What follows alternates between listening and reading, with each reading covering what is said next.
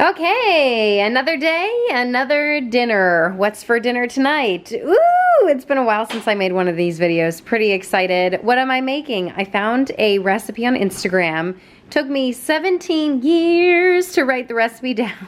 Because Instagram Reels, you can't like pause it or slide back and forth. I digress. There was no recipe link, so pay attention is what I'm getting at. All you need for this is any of the veggies that you like. You know, as with any recipe, use it as a guideline. And you can adjust it any way that pleases your body, your mind, and your kitchen ingredients. So I have some chicken breast, and you guys, I'm really excited. We're gonna make ground chicken. I never knew this was possible. You can make ground chicken in the food processor. What? My mind is blown. I'm happy to try it out. Hopefully it works. You also need a couple of poblano peppers. Well, she did like a lunch portion, and I don't know if she has a large family, so I'm upping the portions. I'm using 2. I'm also adding limes. I mean, it's not as if you guys have seen the video. Maybe you have, I don't know. I'm thinking too much into this. I'm adding an onion, pinto beans, salsa verde. Oh, it's called salsa verde burritos. You also need a little bit of cheese. Unless you don't like cheese, then leave it out. Some rice. I have some leftover corn, but of course you can use canned corn or leave it out. Frozen corn, I don't care. Let's get cooking. And by let's get cooking, I mean let's get food processing. I am a true chef, so I have a food processor. Is that clean? It's good enough. If this hack works, oh my gosh, you better believe I'm gonna make ground chicken for breakfast, lunch, and dinner. I'm washing my hands. Because ground chicken at the store, it's like primo pricing, you know what I mean? It's gonna save me so much money. Not that I ever buy ground chicken, but, okay, so the other day I was on Instagram as well. I've got a problem. Hold on, let me see if this, well, should I tell you the story first or see if this works first? I guess I can tell you later. Here we go. That is quite possibly the craziest thing I've ever seen. Let's see if it got everything. Oh my gosh. Are you as surprised as I am right now? Also, like squeezing raw meat like this. Hello, Clarice. It's nice to see you again. 9% crazy, 500% surprised that this worked. So I'm really impressed and excited about that. That was a perfect impersonation. I have no idea what you're talking about. We've got to work on our mise en place. So I'm just gonna cut up the poblano peppers, the onion, maybe the limes. Oh, and the corn. So if you're thinking to yourself, Kim, a poblano pepper? What? I don't cook with these much. I should probably get gloves on, but I've gone too far at this point. Just remind me not to touch my eyes. It'll probably happen. Anyway, if you're wondering if this is a spicy pepper, it's mild. It's not as spicy as a jalapeno. Actually, let me Google. According to Google, on the Scoville scale, guys, I didn't even know this was a thing. Poblano peppers measure from 1,000 to 1,500, and a jalapeno is like 2,500 to, I don't know, 5,000 or something. I already forgot what I read. So Cliff Notes version, this pepper does have a little bit of a kick to it. Enough for you to be like, ooh, that's nice. But not enough for you to be like, oh my gosh, I need some milk or bread. But really, like, ask for bread anyway because we all want bread, right? Moving on to the onion. You guys know me, you know I love onions. It's not dinner unless there's an onion in it. I really just love veggies in general. So the more veggies that are in a dish, the happier it makes me. Okay, cool. Let's bring this over to the stovetop. Just kidding, I forgot about the corn. I know there's a ton of hacks for getting corn off the cob. I've even seen this really sweet utensil that I'm sure you can get off of Amazon. But the amount of times that I take corn off the cob versus the amount of money or space it will take up in my kitchen to buy a gadget just for that is not worth it. You can also get like a bundt cake pan, put this at the top, and then all the kernels will fall to the side. But I don't know, I just don't feel like that's necessary, and I'm pretty sure I decluttered my bundt cake pan because I never made a bundt cakes. I did make monkey bread though. Man, that's delicious. Stovetop, let's go. Doesn't that just make you happy? It's not even cooked yet. Just wait for it. So to your pan or pot, add a little bit of oil. We're going to cook the chicken. I still can't believe we ground our own chicken. What, should we start a homestead now? I'm thinking yes. My whole life I've been spending way too much money on ground chicken. I probably bought ground chicken only a handful of times. because it's so dang expensive. What is that? Sick. All right, I washed my hands. Calm down. A little bit of pepper. Little bit of the salt that I have left here. Maybe a little bit more. Oh, okay, so you want to know the story about the chicken. You thought I forgot. I almost did. So if you look at chicken in terms of like the healthiest option, chicken breast is really it. Although chicken thighs, you guys know, are my absolute favorite. They're just the most delicious. You can't really overcook them, and that's why I like them the most. Oh, no way! Let's also add our pepper and onion, too. We just want it all to cook together. So I'll throw a picture up on the screen when it compares the different types of chicken that you can buy. And, you know, we're all just trying to lose 3 pounds over here. Okay, we're just going to let those veggies cook out. Some taco seasoning. I don't know how much. Oh man, don't you just hate when seasoning gets stuck on the spoon and then it like doesn't come off? Okay, now that our veggies are cooked, I'm going to add a 1/3 cup of rice. I have no idea how much rice she added, and probably, I don't know, at least 2/3 cup of salsa verde. The salsa just adds so much flavor, and it's a milder salsa. We'll see how my kids react to it. Apparently the rice just cooks in that. Okay, I'm gonna add some water. Man, Instagram keeps lying to you. This thing is like risotto. I keep adding a little bit of water at a time, just until the rice cooks, you know? She made it seem so easy. Ooh, quick work, quick lunch. Okay. I suggest using already cooked rice. All right, I think I've got it down, and even if I don't, I'm moving on because we're hungry over here. I'm adding the corn and the pinto beans. I'm also going to roll and chop up some lime. You guys know how I do. And then I'm just gonna squeeze it in here too. You guys know what I say. Anytime you add herbs or citrus to a dish, it just elevates it. Okay, and of course you can eat the filling as is, but we're gonna stuff it into some burritos, so let's do that. Oh crud, I forgot about the cheese. Whatever, I don't really like cheese, so I'll just add it to Alex's. Okay, I just have burrito-sized tortillas, and I'm putting, I don't know, I don't measure it, just enough of the filling in there. And then I roll it up like a burrito. Do you want 1 or 2? I don't know how many I'm going to be able to make.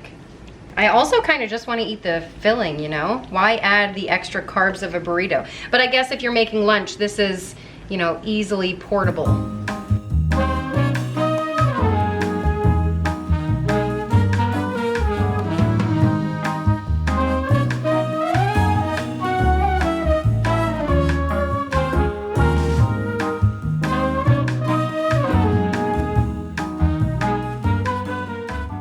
I mean, I'm basically Chipotle over here. I did rip one of the burritos. I also made some quesadillas for the kiddos. I just have to cut them up. I just made them on the good old GFG. But that is that. I hope they taste delicious. The inside definitely tastes good, so I have high hopes. And there it is all finished. I knew I just had to give you a peek of the inside right there. So groovy. Back again. Tonight for dinner, I have decided to make some nachos. Southwest, some kind of Southwest nachos. I don't really know. You guys know I take a recipe and I mutate it into my version.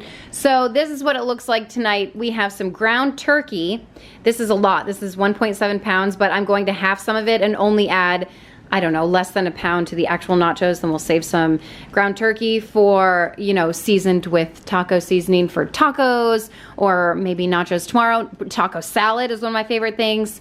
I'm moving on. Need some red peppers or tomatoes if that's your thing, but I really like red peppers. I have some in there. Some corn, beans. I'm using black beans. You can use any kind of beans you want or omit them. I don't really care. It's your kitchen. An onion.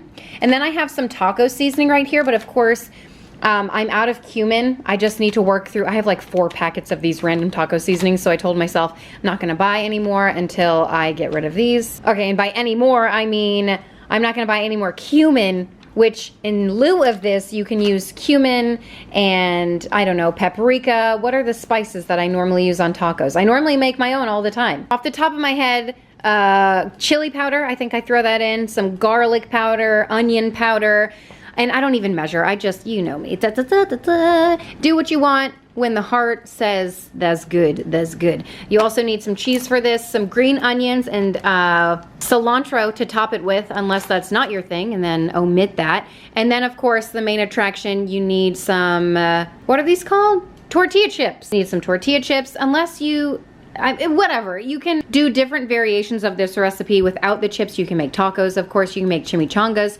You can make anything you want. Possibilities are endless. You know what I'm gonna do? For my kids, I'm probably gonna put this chemical cheese out and let them just, you know, top that. Oh my gosh, and well, let's get cooking and then I'll tell you a story about when I was in college. Okay, something I would eat morning, noon, and night. Let's do it. Okay, so we've got pretty minimal mise en place happening over here. I'm just gonna cut up an onion and then some of the red bell pepper. So, in college, I hesitate when I say in college because there were like 2 very different times in my life when I talk about in college. There were when I was in college eating 33-cent burritos every day, surviving, most definitely not thriving. And then I talk about college after I met Alex, after I was married, very much thriving, not only surviving, right? So this is one of those times where I actually had money for normal food. So one of the things that I would make all the time, I had a very, very strict routine when it came to everything. That's how I thrive, routine, right? So I had a strict routine when it came to my routine and daily life, and also my food intake. So one of my favorite things to eat, something I would meal prep kind of, I would make the meat, like regular taco meat, and then probably for a week at a time, I would make nachos for dinner. And those nachos, for me, consisted of 0 vegetables, just taco meat, nachos, and then that chemical nacho cheese. Put that in the microwave and oh my gosh, was I a happy camper that week that I had that for dinner every night. So if you get no other ideas from this video, at least you go home with the idea of making nachos in your microwave and just having a good old week to yourself. That's one of the reasons why I love to have just ground taco meat already in my fridge. It's very versatile, right? You can do anything you want with it. But in this case, we are going to make some Southwest loaded nachos, healthy style. I will also suggest if you happen to have a jalapeno, a poblano pepper, maybe some green chilies in a can, that would be a fantastic addition to this. I just happen to have 0 of those ingredients. So you work with what you have, is what I always like to say. Let's move this party to the stovetop. Okay, to my pot, I'm just gonna cook my veggies in a little bit of oil. You certainly don't need oil, and I'm trying to break myself of that habit. My arm just reaches out unconsciously, grabbing the oil because I've done it so often. But you can use water, just a splash of water at the bottom. That's all you need, because oil is very calorie dense. Of course, you could argue, oh, it's giving me omegas, and well, yeah, of course, but you can get those other ways too. Okay, a little bit of salt and pepper for these, and we're just gonna cook them until they're softened. While that's going, it's not common that I have a clean sink, so I am going to drain the beans and show you. You also have to drain the corn too. By the way, when you recycle cans, make sure to wash them out. It only takes a few extra seconds. I give my beans a really nice rinse until the water runs clear. I don't know why I waited to add this. I think because I've been watching the recipe video to make this. So I'm gonna add about a pound of the ground turkey. Oh no, it's on the floor, did you see that? And then just mix that in, incorporate it, and cook that with it too. Of course, if you don't like ground turkey or don't have it, you can use beef or chicken or whatever you enjoy. Once everything's cooked, you add your spices. I always wait to add a little bit of water, just to like wake my spices up a little bit. You know, they've been sitting in a cupboard for a while, sleeping. We just want to wake them up and then give them a little douse of water and let them kind of hang out with the meat for a minute. At this point, you can add the beans and the corn. This seems like a lot of corn. Maybe I won't add that much. But you can definitely bulk this up with different vegetables. Oh yeah, that seems nice, right? Back over here, we're taking the nicest pan I own. It's just a really large sheet pan. I don't know the actual size of this. It's at least 20 inches. Maybe it's 20 inches this way. Should I get a ruler? Okay. These are my favorite pans though. I'll link them below. Oh, okay, it's only 15.5 by 21.5. I don't know, I feel like for a large family, it's necessary, especially with the amount of sheet pan meals that I make. And I'm just going to dump a whole bunch of chips on here. Cause right, it's better when you have nachos. Do you notice that sometimes when you eat nachos, they put it like this and then plop the toppings on top. But then what about all the nachos underneath, right? So this is the best way to do it, in my opinion. Just have one nice layer of nachos. And that way every chip, it's like no chip left behind, okay? Every chip has some topping on it, some goodness, some deliciousness, and that's the way that we like it. Super quick, easy weeknight meal coming at you. Cleopatra style. Cleopatra coming at you. Dump it all right on top. And then we're gonna throw this into the oven. Not quite like this. We're going to add some cheese and some goodness. You know what? At first I was like, oh wow, this is a lot of filling. But my sheet pan is so large that I'm trying to be a little sparse with it. And of course you can use this filling for literally anything. This would be great as leftovers or if you prep a lunch for the next day. Oh yeah, this is cool. We're having a couple extra people over tonight. So it's probably not the best meal to like, okay, dig in kind of. Have you ever seen that like nacho table? I've done that at a cousin's house before. That was interesting. All right, so anything you want. Jalapenos on here. I'm just gonna add a little bit of cheese. And then I think that's it. When it comes out, I'll put the herbs on, but not too much cheese. They can always add it, right? And that looks good. I'm going to pop this in my oven. It's at 411 degrees. Just until everything's nice and melted and melded together. So there we go. I decided to sneak a little taste test for you. Bon appetit. That's good. The flavor is really great. And you know what I was thinking? Instead of tomatoes, you can add salsa. If you have like a jar of salsa, I'm gonna have to see if I have any. Well, not that it matters. I already cooked it. It's whatever. Okay, well, I just realized I don't think you put these in the oven. So I'm just gonna sprinkle the green onions on top and call it a day. Dinner is served, everybody. It's a delicious plate of nachos I've ever seen. Okay, we had dinner. This is leftovers. It's been sitting out for like hours, but I'm gonna eat it. I just put some cheese on there. Oh my gosh, is that healthy? No, but I realized I didn't share with you guys. First of all, it was delicious. We shared it. We served it with cilantro cheese. I made some cheese quesadillas. It was a whole thing. The table was just full of food. We had a couple of guests. Anyway, it was a huge hit. But I realized I didn't share with you my full college routine. It includes coming home, scrapbooking, and watching, oh my gosh, what was that show? Oh, what was that show called? I have no idea. I'll put it on the screen. I literally cannot think of it. My mind is blank, but it was a good one and I watched it every day. So good. I'm super excited for dinner tonight for a few reasons. One of those reasons, the main reason, being that I am making my own ground chicken. Guys, this is a hack that I'm going to use for the rest of eternity. I seriously don't know why it took me so long to learn about this, making ground chicken.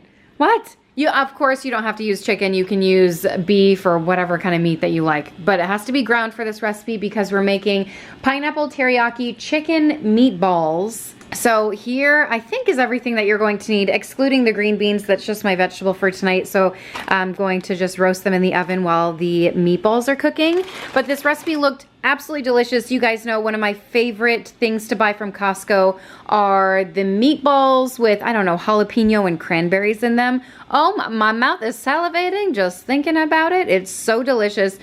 This flavor combination is nothing like that, but I thought it sounded good. So here we are. You need a pound of ground chicken, some green onions, pineapple tidbits, or I have a pineapple over here that's looking pretty sad. I thought about chopping this up and like making my own crushed pineapple and stuff. However, I have a can of these tidbits, so I thought, you know what, I might as well use this too, you know? You need some fresh ginger, some soy sauce. I use cocoa aminos. It's just all around better for you, mostly because it is soy free. Unless you don't care about soy, in which case just use soy sauce. It's no big deal. You need a little bit of milk. I'm using almond milk, some breadcrumbs. It calls for panko. I'm using what I have, which is just original breadcrumbs.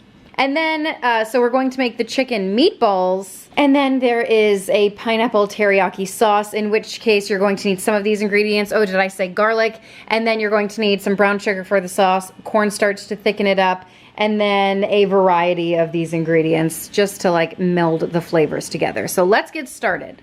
First things first, we're going to have to ground our chicken. Guys, this is so cool. All right, and let her rip. And that's all it takes. Oh my gosh, this is so crazy. My mind is seriously blown. I love this so much. Okay, so to start it off, you're going to need a pound of ground chicken. I didn't weigh it. I just took one package and ground it up. If you ask me, this is more than a pound. But you guys know me, I always have to get out my kitchen scale. To our ground chicken, we're going to add a 1/4 cup of breadcrumbs. I'm sure you can use ground turkey or literally whatever you want. And then a 1/4 cup of pineapple, crushed pineapple, which is, I think, an 8-ounce can. Lord, it says a 1/4 cup. But also these aren't crushed pineapples, but I'm just gonna add the whole thing because what am I gonna do with the rest of this stuff? I'm gonna crush them myself in my hand. Well, I guess I should put the juice. You're supposed to reserve the juice. This is for the sauce. I would normally crush these with my hand like I'm doing, but I have my food processor right here, so I'm just gonna pop these in. That sounds good. 1/4 cup, that's more like 1/2 cup, but I mean, the directions said 8-ounce can. You guys know how I like to follow the directions to the T. Now we add 3 tablespoons of milk, 2 tablespoons of soy sauce, or in my case, cocoa aminos, whatever you like. 1 teaspoon of fresh ginger. I guess I couldn't get this off before. That's really funny. I poked holes in it. It was pretty hard to open, but dang, some days I'm weaker than other days. 1 teaspoon of ginger in here, and let me tell you something. Woo, ginger is strong. A little goes a long way, especially when it's fresh. People talk about cilantro being polarizing. Gosh, try putting a pinky nail-sized ginger in your juice in the morning. It'll definitely make you see Jesus. Okay, now we need a couple of cloves of garlic. And my little hack with garlic, if I have a knife that is sharp enough, is to cut off the end of it. And look at this. They just fall right off. Oh my gosh, this garlic smells so good. I thought it was going to be bad. Look at the size of these cloves. Yes, please. We're gonna do 3 honkin' cloves of garlic. Last time I talked about garlic, I said what a pain in the butt it is to peel, and it is. And ooh, so many of you gave me a ton of good tricks, most of which I knew because I've been to Cordon Bleu. But yeah, I mean, it still takes time to peel and stuff. But I will say, fresh always tastes better than powder. So if you can, use fresh. Also, while I'm sitting here peeling this, one more thing about garlic. Look, this clove barely fits in there. So did you see on my garlic hunk that, ugh, I mean, some days I'm stronger than others, you know? It had the root on it. So I was watching a documentary the other day and it said, if you buy garlic, always make sure that there's a root on it.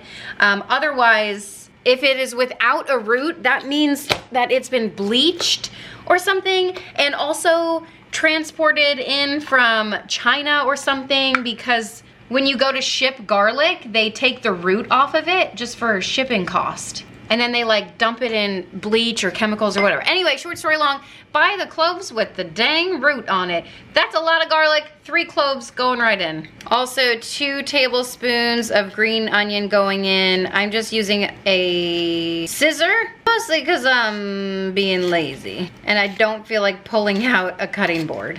I'll say something, it smells delicious already. And it's not even cooked. Okay, that's about good. I mean, just look at it. She's beauty and she's grace. She's Miss United States. Just mix it all in. Don't overmix your meat. I don't know if the same thing goes for chicken as it does for like ground beef, but if you overmix ground beef, it just gets tough.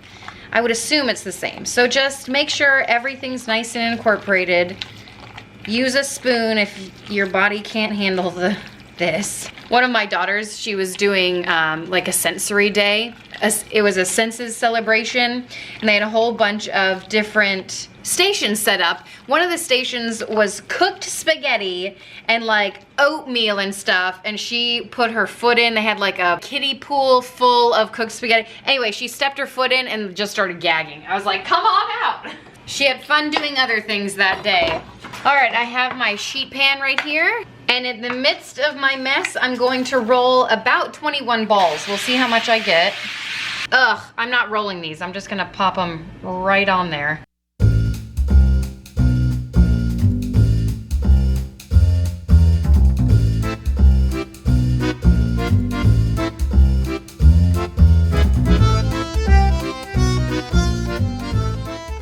Well, will you look at that?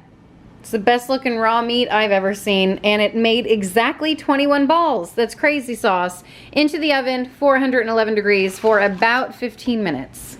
And if I was using my brain, I would have thrown my vegetable in the oven first, because these take a little bit longer than 15 minutes to cook, but it'll be fine. I'm just throwing in green beans today.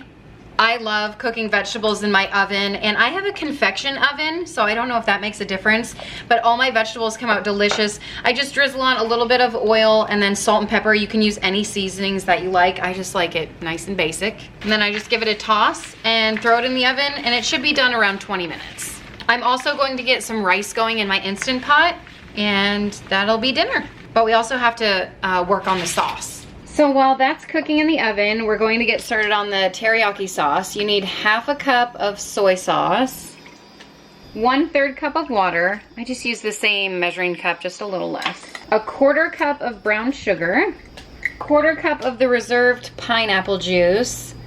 So there's a 1/4 cup, but there's just a little bit more. Just more flavor, right? 2 cloves of garlic that I diced up, and then half a teaspoon of ginger. And that's good enough for me. I'm gonna use my sauce whisk and just mix everything together until it starts to bubble, and then we're going to add some cornstarch to thicken it. So for the cornstarch slurry, you can use this combination to thicken anything you make, any kind of sauce that you make. You need 1 tablespoon of cornstarch and 1 tablespoon of water. Really, it's just equal parts. If you're making a larger sauce, you're going to need maybe 2 tablespoons, you know? And then just give that a whisk until all of the cornstarch is dissolved. And then head back over to our sauce and drizzle in that cornstarch slurry. And then just let this sit until it thickens up and reduces a little bit. You can leave it on simmer and it'll just get a little bit thicker and thicker. Did you see how it thickened up right away? Oh, and look at those bubbles. Man, this is nice.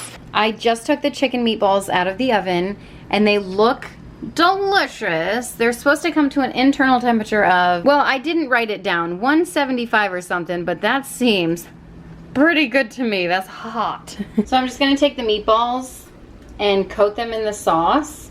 Oh, it's going to be so good. I have the rice, it's almost finished, and my green beans are almost done too. So dinner is almost ready. Super quick. Give them a toss like a true chef. Well, not quite. And there they are. I just took a nibble, and I have to tell you, delicious. One thing that could use improvement is a heat factor. If I wasn't making these for like our kids and stuff, I would definitely add some red pepper flakes or maybe a jalapeno in there, but overall, they're very, very good. Here it is all plated up. Oh yes, everybody, dinner is served.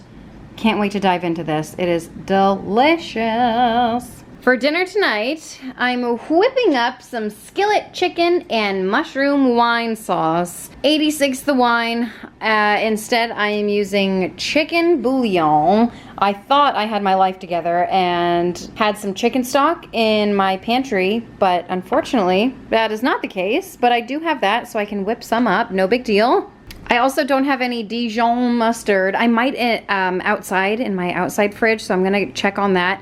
But this is what I definitely have and what you're going to need. A shallot, which I also don't have, but I'm gonna use an onion. I don't like shallots. I don't know why. It's like a cross between garlic and an onion, but for me, it just tastes like vomit, and I'm not about that. You also need some garlic, some butter, not quite 2 sticks, But I do plan on making mashed potatoes, so I just took out another stick. Some chicken, I'm using thighs. They're the juiciest, they're delicious. You can't overcook it, it's so good. Obviously, the star of the show are some mushrooms, my newfound joy. I actually don't even like them that much, but I bought a ton and I need to make something with them. Chicken bouillon or some chicken stock, chicken broth, whatever you have. Some flour, heavy cream, cornstarch to thicken things up, salt and pepper, and some thyme. I don't have, but I do have a little bit of Italian seasoning, so that's what we're going to use. And for the vegetables today, I'm going to throw in some mashed potatoes and maybe some zucchini right there. Does that sound good? Good. Okay, to start, we're going to get our dredging station together. And I have always used like a dish with sides and stuff, but when I was visiting my grandmother, my Oma, ooh! And that's why I use stuff like a pie dish. She used a plate and I was like, oh my gosh, that's amazing. Okay, you need a 1/3 cup of flour, so I'm just gonna put all that back. Even that's a bit much, but we'll work with it. Then you're going to season it with a little bit of salt and pepper and garlic powder, which I cannot find. My spice cabinet is a complete disaster. So I'm just going to add in some Italian seasoning, mix all of that together, and then we'll get our chicken ready. You're going to need 3 boneless, skinless chicken breasts, but you know me. I gotta go my own way. What about trust?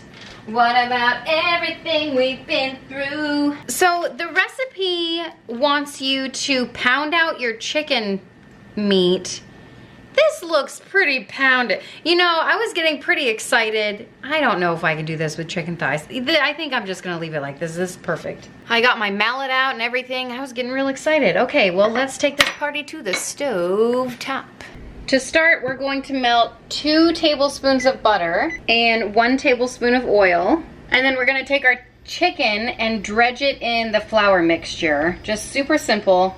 Don't overthink it. When your butter's ready, shake the excess flour off and just pop it in, and do that with the remaining chicken thighs. I'm definitely gonna have to do 2 batches. I should have used my pot. Ooh, it's hot! No big deal. Ugh, okay. While our chicken's cooking, I'm going to work on the vegetables, and this is how I clean my mushrooms. I just take a damp paper towel or a rag and just wipe them off.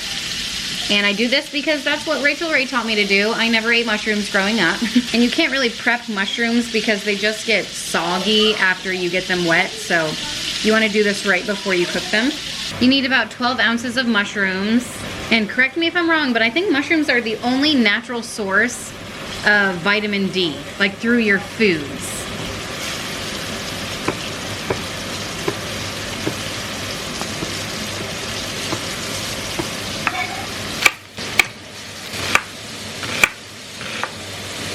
Okay, back to the stovetop. I have my chicken. It's all cooked over here. I just added it all to the pan, and it's just on really low just to keep it warm. But to this pan, we're gonna start the sauce. You need 2 tablespoons of butter. Once the butter starts bubbling, you add in your mushrooms. I'm going to season mine with salt and pepper, and the salt will help all the moisture like kind of escape from the mushroom. And mushrooms are full of moisture. Once they're looking nice and browned, I'm just gonna add the onion in here. Thinly sliced, so it shouldn't take too long to cook. Oh wow, yeah, that smells delicious. It's looking really good and smelling really good, and I just diced up a few cloves of garlic. You just add that in. I feel like this smells like a restaurant. Like, this smells so delicious. Okay, now you're supposed to add some wine to deglaze the pan. I mean, I don't know what you're deglazing. Is there a bunch of stuff down there? Not really. I'm using chicken stock in which I mixed water and the bouillon stuff. 1.5 cups of that and 1/2 cup of heavy cream. And then you add the Dijon, which I have not had a chance to see if I have any, but I feel like we'll be okay without it. If you want to add it, you go ahead and do that. If you're like me and going without wine, you can probably add in 1/2 cup more of chicken stock if you wanted more sauce. But I feel like this is looking good. You want to let it bubble for about 5 minutes. Oh yeah. Once the sauce boils for about 5 minutes and reduces a bit, you add in the cornstarch slurry of 2 teaspoons cornstarch, 2 teaspoons water. And this will thicken the sauce up a bit. Thickens it up almost instantly. Then we add the chicken in. Oh my, yeah. All right, all the chicken. Uh-oh. Almost lost one. Oh my gosh, okay, I can't do two things at once. Really? Really? Simple, Kim. Pick one up, move it along. I'm gonna let that hang out in here with the lovely cream sauce until our potatoes are finished. Okay, do you know what would be a great addition to this? Do you know what would be a great addition to this? Spinach. If you just threw some spinach in the pan, that would brighten everything up. I'm actually cooking some broccoli. I know the plan was zucchini, but you know, plans change, okay? Plan out your future, but do it in pencil. The Instant Pot is finally finished, and I'm gonna drain the water out of it. Okay, they definitely look cooked. I thought I would share with you my secret for making the best mashed potatoes. You just take 1 stick of butter, or if you really want to, use 2 sticks, and then 1 block of cream cheese, and then some half and half. I don't have that, but I do have heavy whipping cream, so I'm gonna add some of this, and then some almond milk and stuff. Delicious. Salt and pepper, and then you whip it. And if you look really closely, you can see your arteries clogging. So here's dinner tonight. Looks delicious. Hopefully it tastes delicious. Well, you know what? Let me do a taste test. We have a few people over for dinner. We're doing a hodgepodge. So, bon appetit. Wow, the sauce is incredible. The chicken is perfection. So there's that, 10 out of 10. I would definitely recommend making this. It took a little longer than usual. I think mostly because I was waiting on the potatoes to cook in the Instant Pot, but other than that, pretty simple, pretty delicious. What's for dinner tonight? Oh, just some more chicken. I don't know what this meal is called. It is my family. No! Another chicken dish! Not working. Like last night. So, I'm not sure what this is called. I saw it on Pinterest. I was really inspired, again, putting my own twist on things. So, you just grab a casserole dish. You have chicken, cream cheese, salsa. I don't have normal salsa, but I have green salsa, salsa verde. And I'm adding some limes because it just, elevates the dish. You need some seasonings. They use fajita seasoning. I don't have that, but I do have some mild taco simmer sauce. So we're gonna see if that works for us. And then some peppers, any veggies you like, and then some cheese. Sprinkle that on top because it's not a real dinner unless you have cheese. That's a joke. And then for a vegetable, I'm just gonna cook up some zucchini and onion because that's what I like. And then I'll make some rice to top the chicken off with. So here's how you do it. Okay, so I have a block of softened cream cheese here, and I'm just gonna get this going a little bit because sometimes it's not all softened. And to that, you're going to add whatever spices that you like. I just have this simmer sauce. Oh boy. You know, I hope, yeah, is it good? I feel like since I have this, I can omit the salsa that I have because this is kind of a 2-in-1. I've never used this before, but it does smell pretty mild. You have a jalapeno or anything to jazz it up. And then then I'm just gonna take the juice of a lime. I did wash this. Just squeeze it in there. Let me tell you something. I almost didn't add that lime juice because I thought, oh, it's juicy enough already. It's not really supposed to be this creamy and dreamy.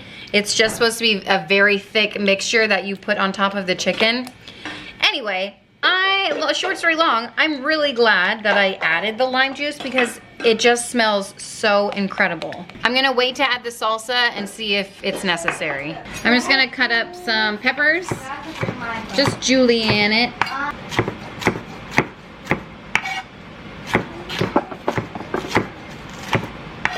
Okay, I'm gonna take these humongous chicken breasts and just cut them in half because they're so large. Okay, now you take the chicken and you just line it in a dish. I have chosen this real fancy dish that I own. Then you top it with the cream cheese mixture, nice and saucy. And then you layer on the peppers. It doesn't get much easier than this. And then you layer on some cheese. And I'm going to pop this in my oven. I have it at 411 degrees for probably about, depending on how thick your chicken is, about 20 minutes. And I'm just gonna cook up some zucchini and onion as a side dish, and I'm just gonna do that on the stovetop. Nothing fancy. You heard about the guy that dressed up as an Amazon driver and then killed those people? What? I know, it's crazy. Oh my gosh. Oh my gosh, how'd you get up there? There it is. The chicken is all done. The casserole dish looks really nice. The rice, however, is not finished, so I'll show you what it looks like all completed. But for now, we can look at this, I guess. Why not? Looks good, smells good. Okay, I'm not sure how the chicken is going to come out, so I figured we would get it out together. Oh yeah, that's pretty nice. Okay, it's not falling apart. I thought, oh, maybe it'll fall apart. Okay, so I'm definitely gonna have to chop it up for my kiddos then. This week for dessert, I have something magnificent planned. I've been waiting to make these. I almost made them in like an after school snacks video because what do these remind you of? That's right, school lunch boxes. If you ever got one of these in your lunchbox, you were a lucky kid. I was one of those lucky kids. They are definitely not a lunchbox treat for my children. Like what were our parents thinking? Yeah, eat some brownies for lunch. Not only one, it was like two, you know what I mean? It was a pretty large one. Anyway, I figured for dessert we would whip these up, see if they're delicious. Here's what you're going to need. Some flour, sugar, brown sugar, cocoa powder, corn syrup, vanilla, salt, corn starch, butter, a couple of eggs, really just one egg and then the yolk of another. And then for the frosting, you're going to need some chocolate, heavy whipping cream, and then some sprinkles. Ooh, chocolate. So let's whip them up because I am ready to fill my hole.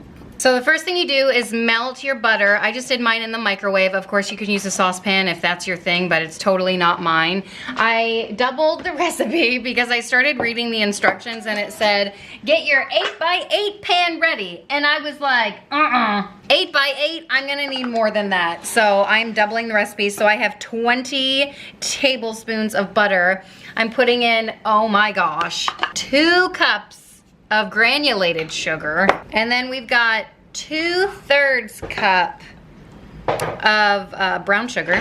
Okay, I'm just gonna give that a mix, and I feel like this is something magical right here. Now we add in 1.5 cups of cocoa powder.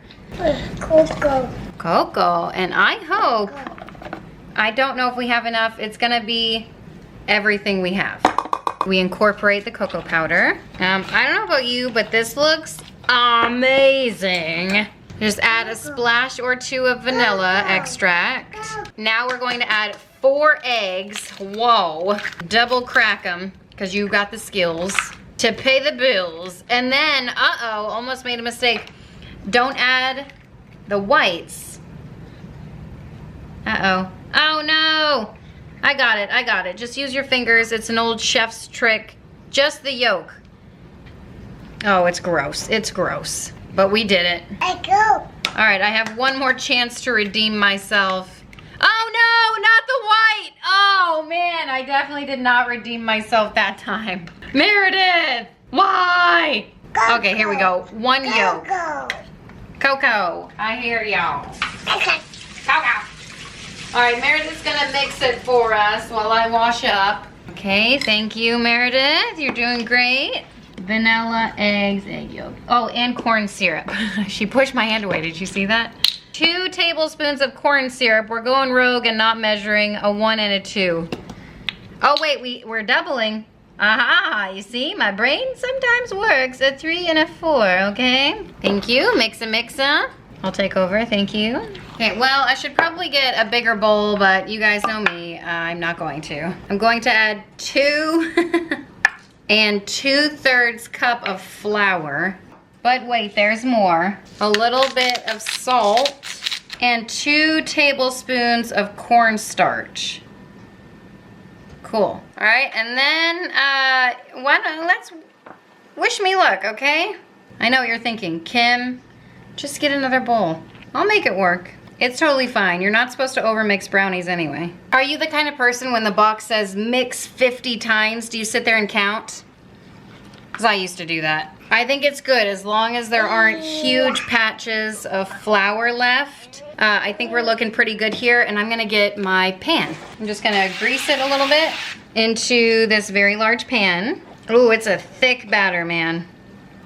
Ah! Well, better the bowl than my shirt, right? Oh my gosh, what a mess. What a mess. I'm gonna need some help over here. Well, here comes Meredith. Meredith. All right, well, you know the true test of a batter is if it tastes good raw. And you know what we say, okay? Salmonella, I dare you. Oh yeah, that is delicious. Just try to smear it out. Put this in the oven. Who the heck knows how long, man? Okay, 25 minutes, let it cook. So I'm not sure if I properly explained just how delicious this brownie batter is. It is it, you guys. It's what you've been waiting for. It is what all of your dreams are made of, okay? Eat the batter, life's too short. So now what we're going to do is make the frosting layer. I overcooked the brownies. I don't know where I left off with you.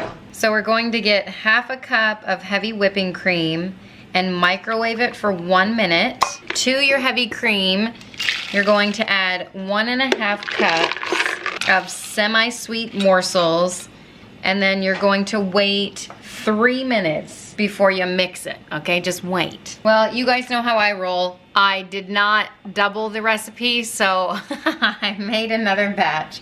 I'm gonna let this one sit for 3 minutes and give this one a whirl, see if it's ready. Is this how we make ganache? Isn't this ganache, you guys? Feeling real fancy right now. Oh, this is gonna be a creamy frosting. Refrigerate for 1 to 2 hours or until the frosting is set. Oh my, I have to wait to eat this for 2 hours? Man, you know, the best recipes always have you wait. All right, there's still, is this smooth? Would you say that? Ooh, yeah, that's pretty smooth, right? Smooth like butter. That's why they call me KV Butters. All right, I'm gonna whisk the second one and then we'll pour it over our brownies. These are the brownies, by the way. A little crispy on the edges here. You know, sometimes you win, sometimes you lose. Sometimes you have 4 kids running around and you burn your brownies. So there's that. 2 bowls of chocolate, how can this be bad? And some, well, let's see if we can fix this brownie, okay? Just dump it right over top. Oh my gosh, that drizzle. If I had a recipe book, this would be on the cover. You know what, I say that, but I haven't even tasted it yet. Just judging off the batter alone. Oh, okay, here's where we put our sprinkles on. And I don't have the Rainbow Crunch sprinkles that the recipe calls for, but I do have these. They're fancy sprinkles. I don't know, they look like a galaxy, so I figured, ooh, look at those. I figured we could just make it work, you know? Oh gosh, too much in one area. That's what I get for using my left hand. Here it is. Refrigerate for a couple hours. Okay, here the brownies are. It's actually the next day because I had to let the frosting set. They're super hard to cut if you leave them in the fridge. I saw on the blog, she like laid the brownies out and it looked really cool, but it looks less cool on my countertop. Kind of looks like outer space though, right? A little bit. Anyway, the brownies are good. They would have been better if I didn't overcook the actual brownie, but you can definitely tell that it's a really good recipe. So, I don't know, if you make it, let me know. But that concludes the week of dinners and dessert. So I hope you enjoyed it. If you did, subscribe, put a little happy in your day, and I'll see you next time. Bye.